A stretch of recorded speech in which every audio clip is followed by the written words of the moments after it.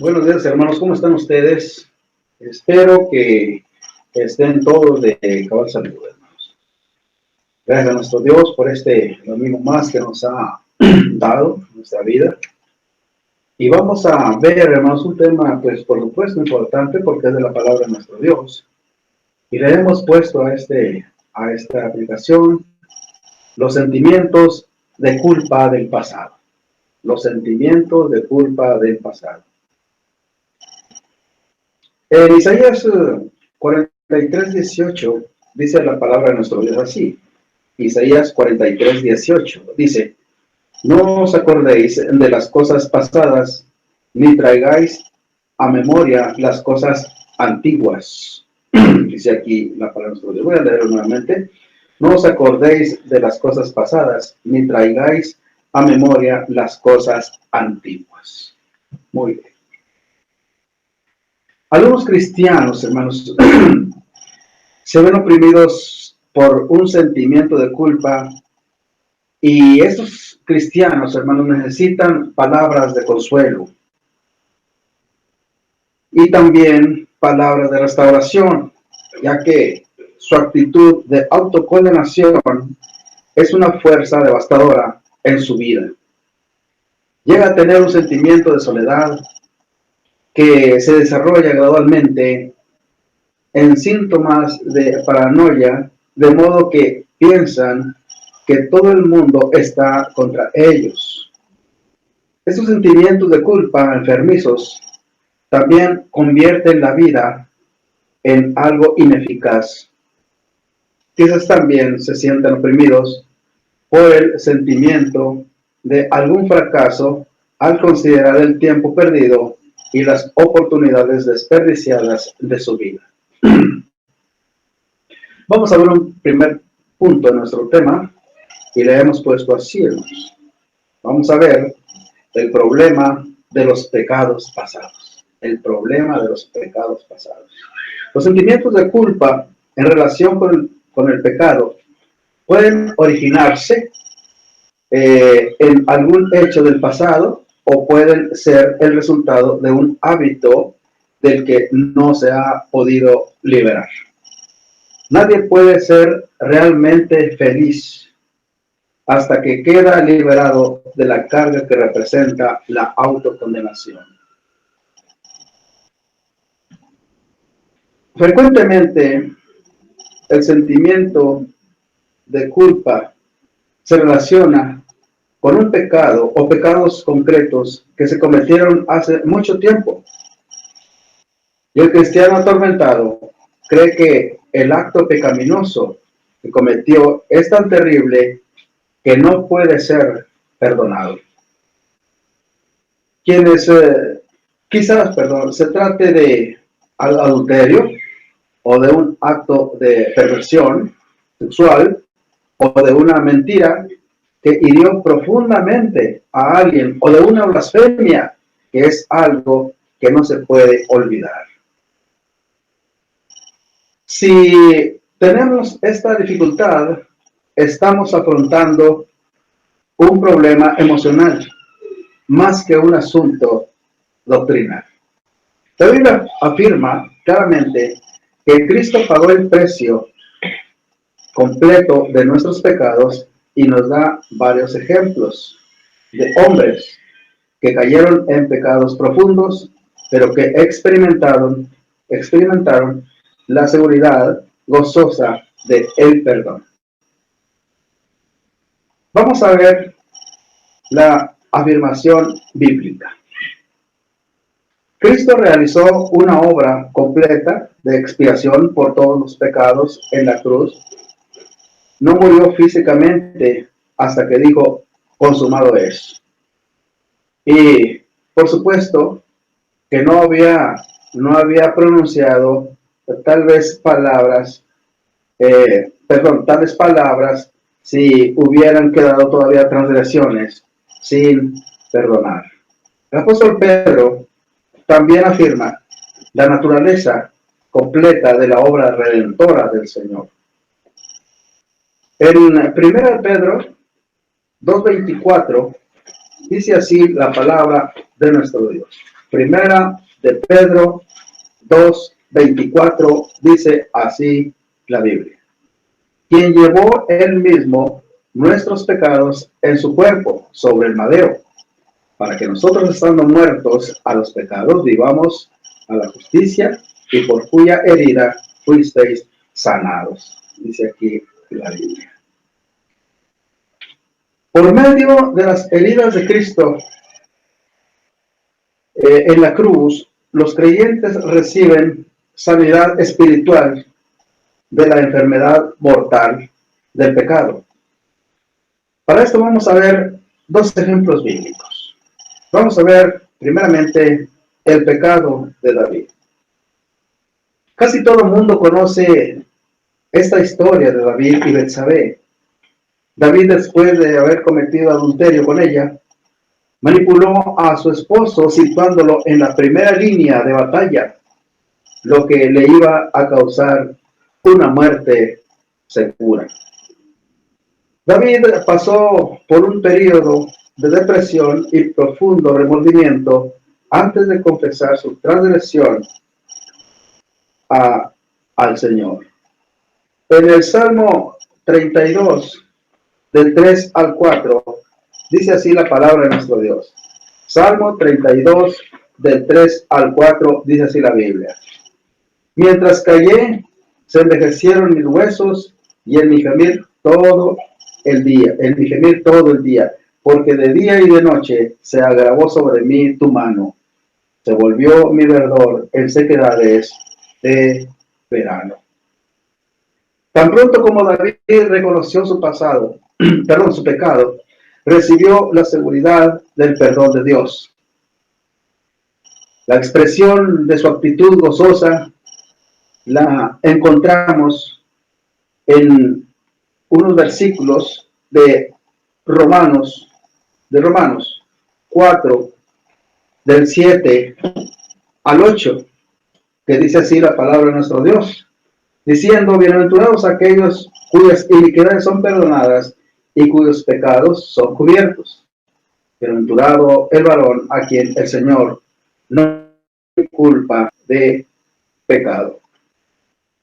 Si Dios perdonó a David, dándole la seguridad de una comunión restaurada, ¿no lo haría también con nosotros?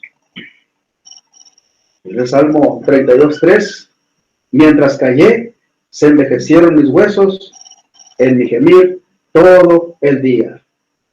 Esto viene siendo, hermanos, una enfermedad, un fuego en los huesos. Y cuando tratamos de cubrir nuestro pecado, ruge por dentro y como una herida infectada se hincha horriblemente y es causa de gran dolor. Nadie conoce los dolores de la convicción de pecado como el que ha pasado por ella. Dice este versículo, Salmo 32:4, dice: porque de día y de noche pesaban sobre mí tu mano. Bueno, un dedo de Dios puede aplastarnos fácilmente. Imagínense toda la mano.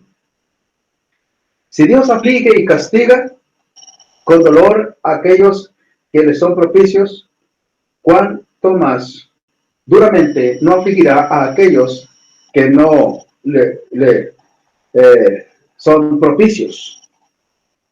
Si hemos pecado contra Jehová, hay que multiplicar nuestras confesiones, triplicar nuestras oraciones, derramar nuestras lágrimas, porque esto también es bueno y también acarrea profundos suspiros que ante nuestro Dios, hermanos, son importantes. No hay que afligirse como los otros que no tienen esperanza, porque ante el arrepentimiento sincero, la bondad de Dios va a perdonarnos nuestros pecados. Ahora tenemos al apóstol Pablo. Vimos un poquito acerca del rey David. Pero vamos a ver ahora al apóstol Pablo. El apóstol Pablo pecó gravemente, pero se regocijó en la certidumbre de una remisión completa de todas sus iniquidades. Él no olvidó nunca que había blasfemado el nombre del Señor y perseguido violentamente a la iglesia del Señor. Pablo se gozó en el perdón divino. En verdad se gozó en el amor restaurador del Señor. Por ejemplo, dice aquí en primera de Timoteo 1, 14 y 16, dice la palabra de nuestro Dios. Pero la gracia de nuestro Señor fue más abundante con la fe y el amor que es en Cristo Jesús. Palabra fiel y digna de ser recibida por todos. Que Cristo Jesús vino al mundo para salvar a los pecadores, y Pablo decía, de los cuales yo soy el primero. Pero por esto fui recibido a misericordia, para que Jesucristo mostrase en mí el primero toda su clemencia, para ejemplo de los que habrían de creer en él para vida eterna. Dice el versículo 15, palabra fiel y digna de ser recibida por todos, que Cristo Jesús vino al mundo para salvar a los pecadores, y Pablo decía, de los cuales yo soy el primero. ¿Y quiénes son los primeros de los pecadores? Los primeros de los pecadores, por ejemplo, es ese marido que maltrata tan severamente a su esposa y que no le deja ir al culto, posiblemente hasta burlándose de ella. Ese es el primero de los pecadores. Ese hombre también que ha despedido a un trabajador por la única razón de ser fiel a Cristo. Ese es el primero de los pecadores. Ese cristiano que en su trabajo ha pasado ratos muy pasados por las burlas de los hijos del diablo. Esos hijos del diablo son los primeros de los pecadores. No han matado a nadie, pero su corazón está lleno de veneno en contra de los hijos de Dios. Son los primeros de los pecadores. Y de cierto tendrán su recompensa, a menos que se entreguen a Cristo Jesús. Vamos a ver, hermanos, ahora el problema de un remordimiento inútil. Otra carga que pesa sobre la vida de muchos cristianos es el remordimiento inútil. Por un gran sentimiento de culpa, por el tiempo perdido y por las oportunidades desperdiciadas, miran el pasado, se lamentan y dicen, ojalá me hubiera entregado a Cristo cuando era joven. Así podemos ver a aquellos que están lamentándose en el pasado. Vamos a ver 3 observaciones para los que se lamentan con ese remordimiento inútil. Primero, es inútil lamentarse por el pasado. Segundo, es paralizante. Tercero, es egoísta. Primero dijimos, es inútil lamentarse por el pasado. La inutilidad, que es preocuparse por los fracasos del pasado, es una pérdida de energías. Y no podemos dar marcha atrás en el tiempo. El pasado es algo que no se puede repetir y todos lo lamentamos. y no se puede remediar. Es cierto que podemos aprender del pasado, pero no debemos sumergirnos en un remordimiento inútil por los años de oportunidades desperdiciadas. Vamos a ver ahora otra observación y vamos a ver su poder paralizante. Su poder paralizante. Este lamento no es sano, es además paralizante, porque nos impide actuar en el momento presente. Podríamos comparar a uno que pasa el tiempo lamentándose cuando ha descubierto el don de cantar, por ejemplo, que cuando se le da la oportunidad de cantar. Ante mucha gente puede estar cantando y puede ser muy aceptado de manera extraordinaria. Y luego dice, esto lo debí haber hecho hace como 20 años y ahora solo me quedan como 10 años de estar ejerciendo este don. Luego dice, mejor me olvido de esta oportunidad que me dan y voy a concentrarme en los 20 años que desperdicié. A una persona así, ¿qué le diría? Olvídate de los 20 años que han pasado y aprovecha la oportunidad que tienes ahora de esos 10 años. Ya no hay que preocuparse por el pasado.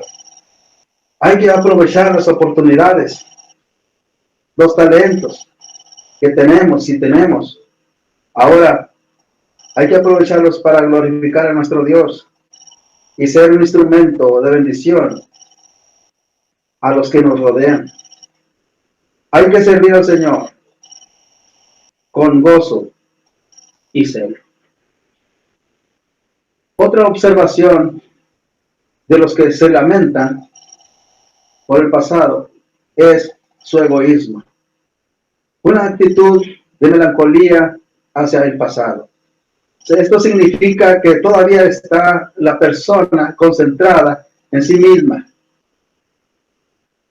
Si amamos de verdad a Dios con todo nuestro corazón y a nuestro prójimo como a nosotros mismos, haremos todo lo que esté en nuestras manos para servir al Señor y a los que nos rodean, dejando el asunto del juicio solamente a nuestro Dios. Una preocupación indebida por el fracaso del pasado es en el fondo egoísta. Y con esto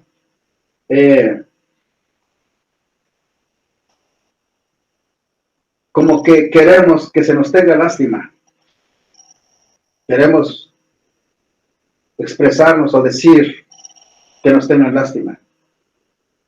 Pero deberíamos seguir el ejemplo del apóstol Pablo, que cuando se lamentó de su vida pasada, que cuando blasfemó contra el nombre del Señor, y que cuando persiguió a la iglesia, no permitió que estas cosas fueran un obstáculo para su ministerio, porque él siguió adelante. En 1 Corintios 4, del 3 al 4, dice así la palabra de nuestro Dios. 1 Corintios 4, del 3 al 4, dice así, hermanos, la Biblia. Dice,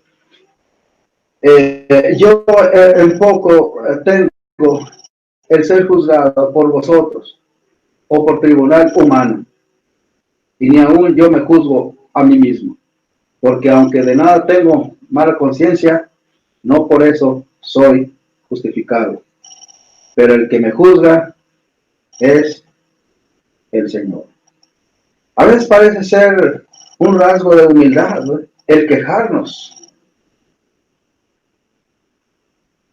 A veces pasa así, hermanos, que nos quejamos. Y nos quejamos de lo poco que hemos hecho para con nuestro Dios. Pero en realidad significa que estamos ensalzando nuestros talentos y posibilidades. Ya no hay que lamentarse por el pasado. Hay que servir a Cristo hoy. Qué negro recuerdo ha de haber quedado en el apóstol Pablo y en su corazón al acordarse de estos inocentes corderos maltratados por la única razón de ser amantes del Señor Jesús.